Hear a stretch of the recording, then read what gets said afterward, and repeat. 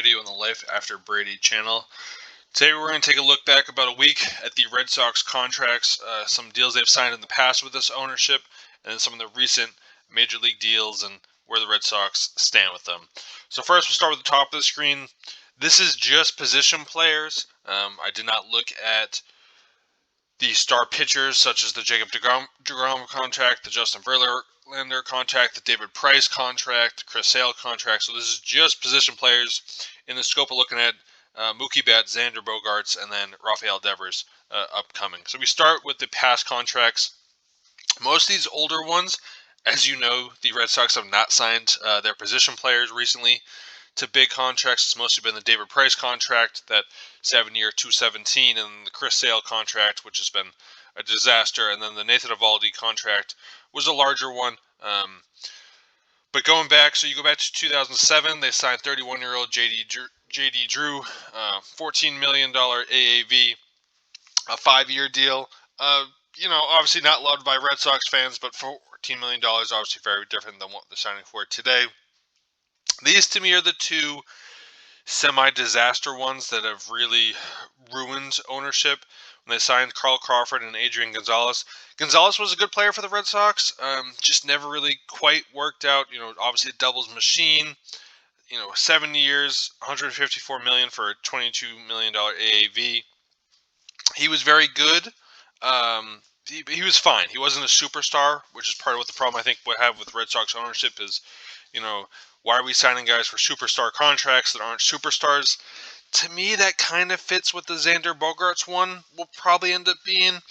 Gonzalez was a year younger than what Xander is. Gonzalez's WAR was slightly lower the year before he signed that deal compared to what Xander's was in 2022.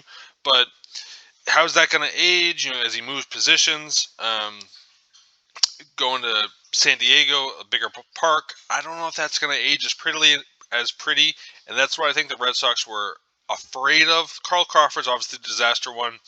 Was a phenomenal player for the Rays, tortured the Red Sox, then signed that 7-year, $142 million contract. And I don't have it here what his WAR was with the Red Sox, but it was a disaster. He was obviously terrible, and that's what to me they were trying to avoid. Those 7-year deals. These were 142. These were, the deals are signed now. You go all the way to the bottom. We're talking 10, 11 years, $300 million. That's what they're trying to avoid. I get that, but that was 11 years ago. The world has changed. You'd like to think your scouting has changed in terms of what you're signing guys for, in terms of you want to sign the right players versus. And again, those were free agent deals versus, homegrown guys. Part of the reason Crawford and Gonzalez didn't really work is it just didn't click for them in Boston versus, Xander, Mookie, and Rafael can play in Boston, can play at that high level. I included these two. Sandoval, again, similar to Crawford, was disaster. Hanley, not a complete disaster, but also not pretty. Both guys waived before these contracts expired, but again, 19 to 22 million, and I think that's what the Red Sox thought they could do. Is maybe not the 19 to 22, obviously, but you look at a 5-year deal and a 4-year deal. Obviously, much shorter than these 13, 10, 12, 14-year deals that the current players are signing, and that's what I think ownership has had a hard time adjusting with. But again, that's 7 years ago. Just the league has changed from we're going to sign guys in their late 20s, early 30s to big deals, but they're 5 or 4-year deals. These were very team-friendly deals looking back compared to what we're signing now. We now go to the bottom, and I think this is where the Red Sox didn't learn. So 2019 is the year signed.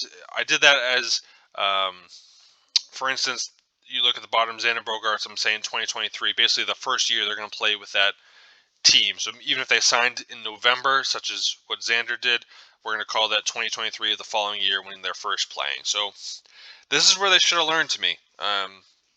Bryce signed age 26, 13 years, $330 million. So I think you can say it's a complicated piece with Bryce. Obviously an MVP guy some seasons, and then an absolute dud other seasons. It looks like Adam Dunn with the strikeouts and lack of contacts. But he got 13 years, and that's where the market went, and that's what they missed on. They should have understood that these guys were signing these 13-year deals versus 2015 we're signing 4 and 5 year deals. You can see his WAR there, not very good, but obviously the Phillies enjoyed him this past offseason, making a great playoff run for them. Machado signed the same year, $300 million, $30 million AAV, and that's kind of where the Betts market was going. Obviously, it's important to point out COVID. The Betts deal to me is not fair. Looking back on the Red Sox, he wanted to get to free agency, and then the money just absolutely nobody knew what was happening. You go back, they played 60 games in 2020. That Betts deal should have been a $400 million deal. It wasn't because of what happened with COVID and the financials. So you can understand that, and that's to me where the Machado and Betts deals to me are what Devers is looking at. But now 3 years later, Devers will be 27 when he kicks off the 2024 season, and that's where you're looking at that $400 million deal. I don't have it here, but the third baseman for the Braves is what the Red Sox thought they were going to be able to sign him for. That I think it's 10 years, $200 million approximately. That deal is not happening. Rafael Devers is a $400 million player right now, age 27, going to get that 12, 14-year deal probably, take him into his age 38, 39, 40 season. And he's going to get 28 to 30, 32 AAV. I don't have the Judge deal here, but I would say it's going to, come close to that in terms of AAV. Maybe just go over the total contract where he's so much younger than Judge is. Tatis at 340, but that's misleading because they took out some ARB years, so that's why it's 14 years. The AAV is lower, but 14 years. Freddie Freeman is what I think the Red Sox thought they were going to be able to do, but he's 32.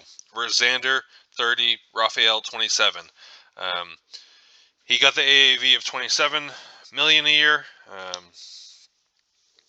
Obviously below where Xander is at 25 and change, but you're taking out 2 additional years. And then Trevor Story, a nice backup player, which I think is what the Red Sox aren't understanding.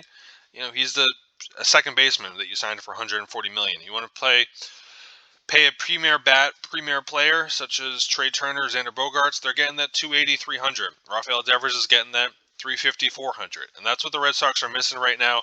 That's what it takes to play top talent.